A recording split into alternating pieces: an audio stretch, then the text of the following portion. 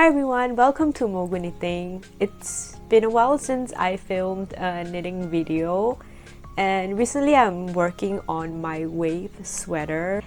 So I thought, why not film a vlog of me knitting my wave sweater so that I can share with you the mistakes that I've learned from and any tips and tricks I've learned along the way.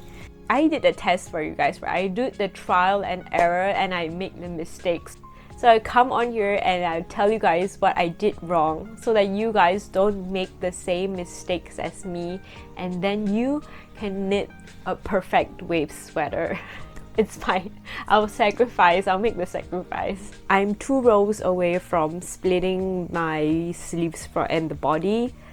I thought this would be a perfect timing for me to consolidate like everything I've learned from knitting this part before I begin a new section. I'm knitting it in a DK yarn that I bought from Untold. In the pattern they tell you to knit with a DK yarn and a mohair, I believe, but I purchased this yarn when they were on sale and I didn't buy any mohair with them. And this pink color is in the color Sweet Cherry. It's like a cherry red, and this light green is called Apple Sour. This color combination was unintended, but isn't this like the perfect Christmas color? So I'm thinking I want to knit this sweater so that it can be my Christmas sweater. So I guess filming this video will kind of motivate me to hopefully knit this sweater in time for Christmas. More on details on the size that I'm knitting in the size extra small, and I didn't gauge swatch, so yeah, because I saw on the pattern that it's kind of oversized and I don't really want it to be like super big. Hopefully I don't regret not gauge swatching it. The fit that I'm looking for is like a little bit oversized, but not too oversized so that it will like kind of swallow me up. So finally going into details on my sweater. Obviously, I don't want to share too many details or give away anything that is in the pattern because it's a paid pattern and I don't want to just give out information that is not mine to give. So I'll try to share it in a way that people who has the pattern will be able to understand what I'm talking about, or I'll share like what I actually did that is not from the pattern. The pattern has you to knitting a turtleneck, but I didn't want to have a turtleneck, so I just wanted to have like kind of like a regular collar. I decided to just cast on the number of stitches that they told me to cast on in the pattern, and then I knit it in twisted rib, but instead of twisting the knit stitches, I twisted my purl stitches, which means that I knit the purl stitches through the back loop. I wanted it to look like a regular ribbing, but just to make it like neater. So I kind of feel like if you just knit and purl regularly, it kind of looks like very spread out. This is what my collar looks like. So I just knit this in the round for 3 cm. And then I continue on with the raglan increases. This is the first time I'm actually doing this type of color work. I've only ever knit like stripes. This is definitely something new for me. In the pattern, they told you to keep the contrasting color, the color that you want to be more dominant on the left side. I'm a continental knitter, so I like to hold my yarn on my left hand. So normally I'll hold my yarn like this and then I'll knit, but I thought it was kind of difficult. Like the yarn just kept getting in the way of each other when I was trying to knit them. I thought it was very smart of me, but I had this idea to use a scrunchie to separate the yarn on my fingers. So I would just twist this scrunchie so that it will have this like 2 valleys on my finger, and then I would just place the colors. The dominant color will be on the left side and the non-dominant color to be on the right side, and this made it easier. But I felt like the yarns they were still kind of like feeding through at the same speed. So the yarn that I was knitting on, the tension got really tight, and I didn't really like that I was stretching the yarn so much. So I found that the best way for me was to hold the dominant color in my left hand and then to hold the main color in my right hand. So I will be doing both continental and English knitting at the same time. I saw this tip like quite long ago when I was scrolling Instagram. I'm so sorry, I don't remember the creator's name. How I try to keep my floats loose on the back side is that before I go to change my color, I kind of like stretch my stitches out on my needle, so I make sure that they are not like stuck together, they are spaced out, and then I will knit the next color. Oh my gosh, I have some drop stitches. If I feel that it's still kind of tight, I will go to the back and just like pull on the float to make it a little bit looser. So this is what I've learned after knitting through the whole chart once, and I've started a little bit of the first repeat, and this is what I've learned.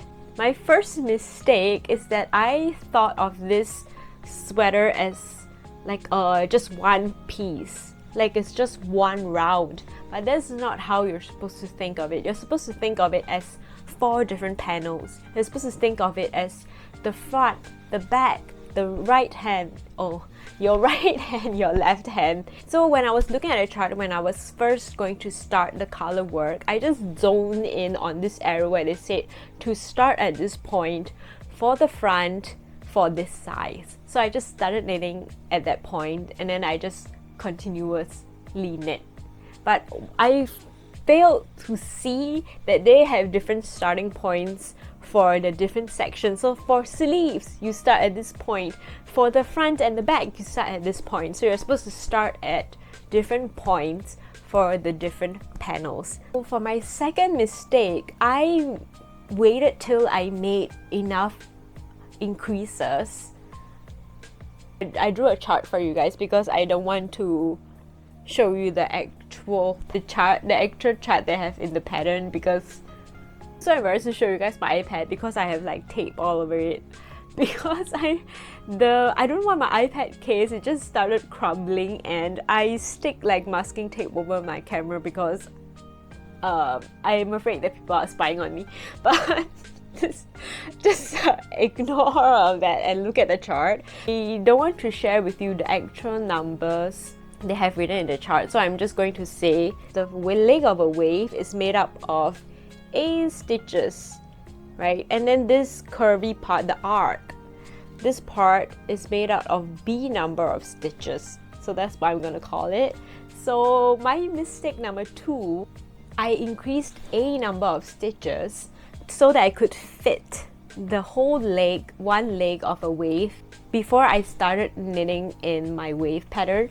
So that will give it kind of like a blocky look. So when I was knitting that and I was looking at the pictures that they had in the pattern, and I realized, hey, their wave is not a block. It's a it's like tapered, it's like slanted along. It was following the raglan increases nicely. I was like, oh, maybe I shouldn't have done that. Maybe I should have just knit the green stitch when I could, right? So I tried that, and then it gave it more of like this slanted tapered look. So you can decide which look you like better. Maybe you would like to have like this kind of a block kind of look more, or if you like to have a tapered look, then you just knit whenever you can.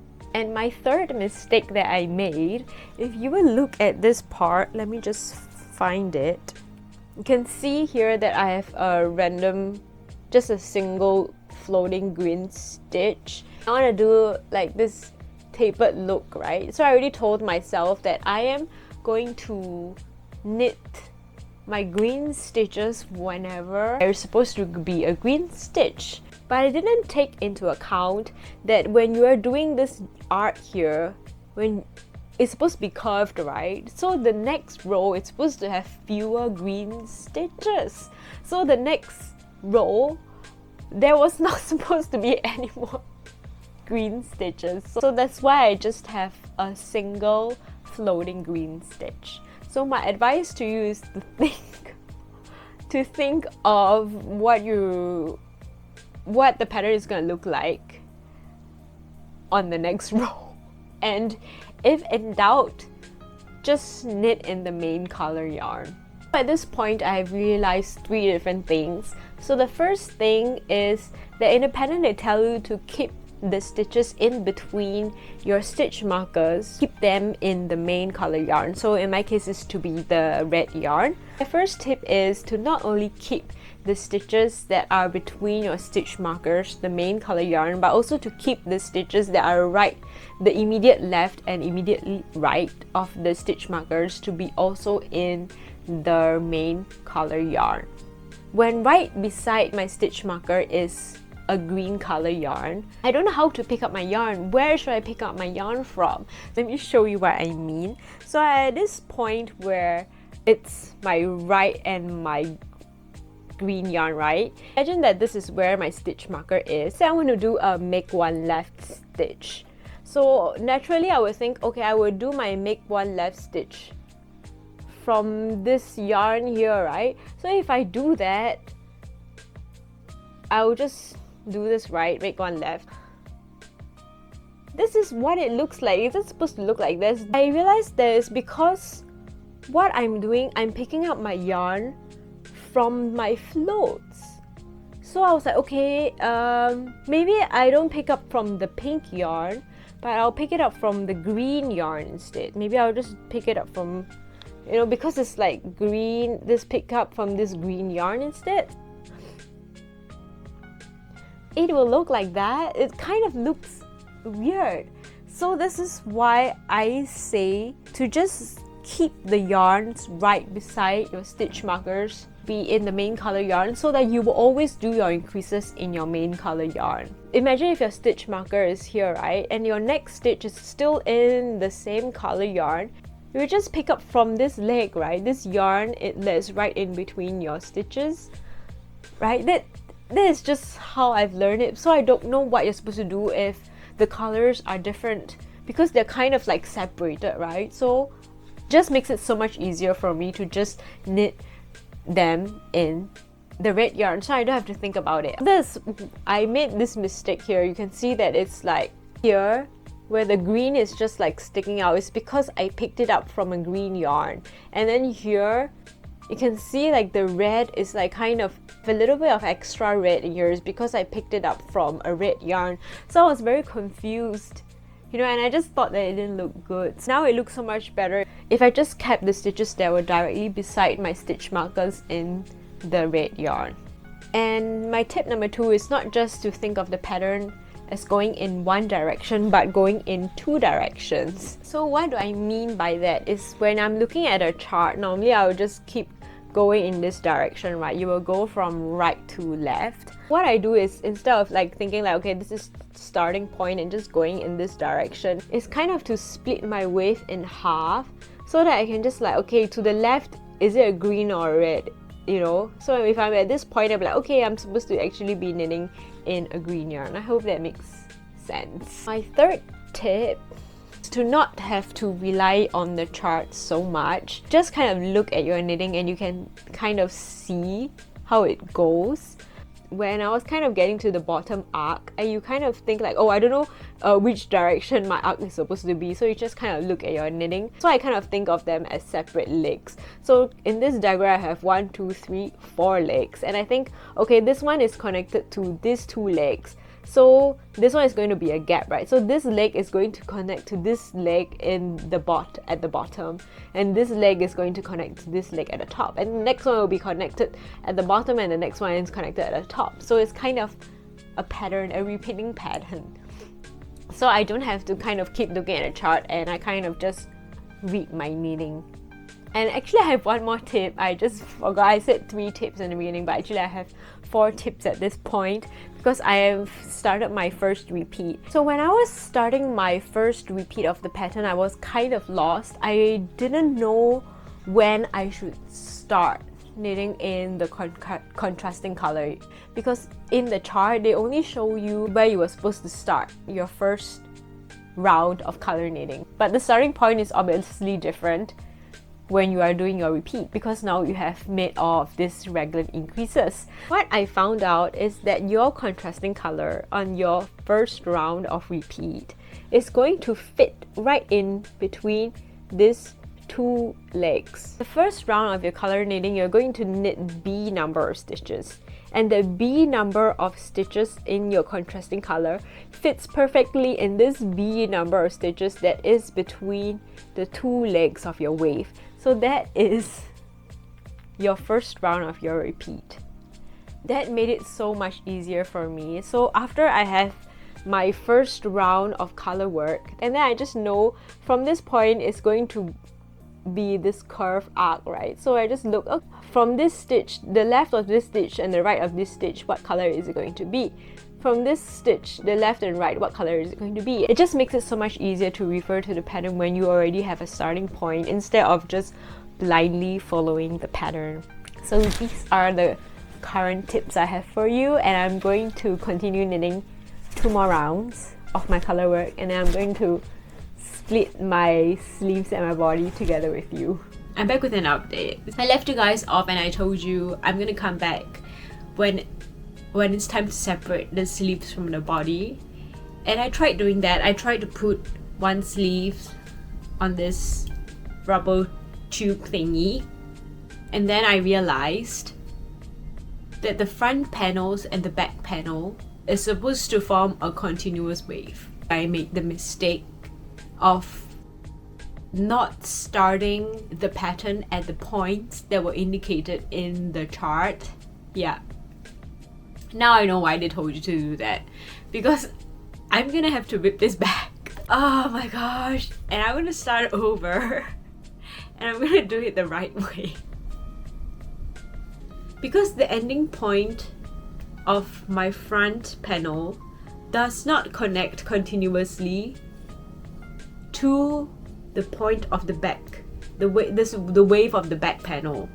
There's no way. The wave doesn't make any sense. There's no way to salvage this without starting over. I was thinking maybe I should kind of try it on and see if the size fits, and then we can like try to steam it out and see if a method of knitting the floats allows my piece to lay flat after blocking. So I've just moved all the stitches onto the cable and I'm gonna try it on. Okay, this is what it looks like if I were to split it off. I don't know, do you think this is going to be a little bit tight on the armpit? Like at this point is where I'm supposed to cast on the stitches for the underarms. Let's try to steam block it out first, and then I'll comment this out and then I'll make a decision. I'm gonna try it on and see what it looks like after steam blocking it. Okay, this is what it looks like. I'm kind of worried about it being a little bit tight on the underarms. An update on my wave sweater. As you can see, I have made a lot of progress on it. Last I left you, I was ripping it back, and my plan was to rip it to the point where I first started the color work. But when I did that, I got really confused and I ended up ripping it all the way back, and I started from the beginning. Some differences I made to this. I told you guys I was knitting the size extra small because it was already going to be oversized. I decided to do a gauge swatch. So I just steam blocked it and I measured my gauge, and I found out that my gauge is actually 20% smaller than the gauge in the pattern. That would make this sweater really small, and I don't want that. I want to have like an oversized fit. So I decided to knit the size small instead of extra small. No surprise here, so I followed the pattern properly and I managed to join in the round with the pattern continuing. Put like a lifeline through here because I was afraid I was going to make a mistake with the collar work again, so I was not going to reknit the collar again, so I just did a lifeline. This is where I'm at. I have finished the first repeat and I'm almost finishing the second wave repeat, and then I'm just going to continue knitting the body and the round, and I will come back to update you afterwards.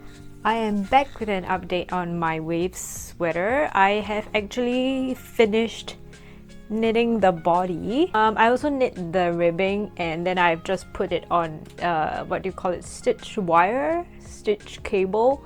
I have yet to bind this off because I am a little bit worried about the sizing, and if I were to take this all back, I don't know how I would do it if I already did it with the Italian bind off. So I'm just going to leave it on a stitch wire until I'm sure that this is the sizing that I'm going to keep. I'm finally back with an update on my wave sweater. Originally, I was planning on this sweater being my Christmas sweater, but it is now 25th of January, and I have just finished working the sweater and I want to show you guys, but as you can see, I'm still undecided. So I have left the bind off unfinished.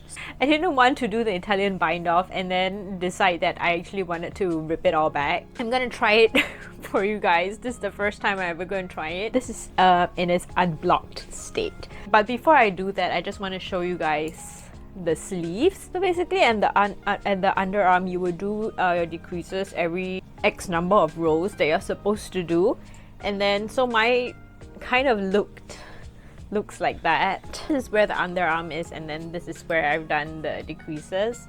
And I don't know if it's supposed to be like this, but this part is like a lot of the main color yarn, and then this part, it kind of like end up being like that. So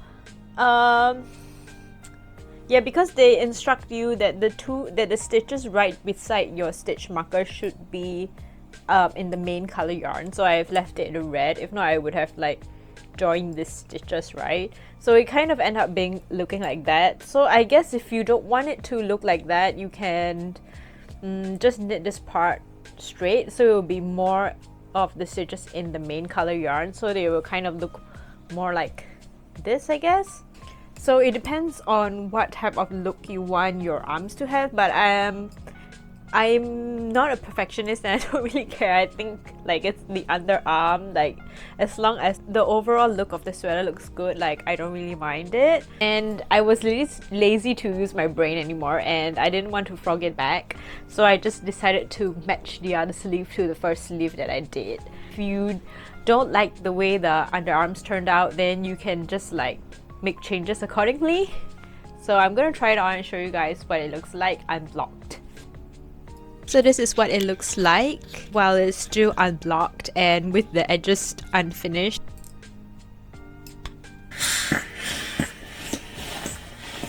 Just steam blocked this sweater with my iron as you guys saw. So this is what it looks like right now, and I have to say I love the fit so much more right now. I was really struggling with how it was looking and the fit of it, and I was really worried that I wouldn't like it and I would want to rip it back because I was kind of worried that the sleeves would be too big. But after now that the body has like stretched out so much more and the fit is like so much looser, I think the width of the sleeves works so much better with it right now. The length of the sleeves like got so much longer. I don't know if you guys can see. I'm just wearing this top from Pop Flex that has like thumb holes.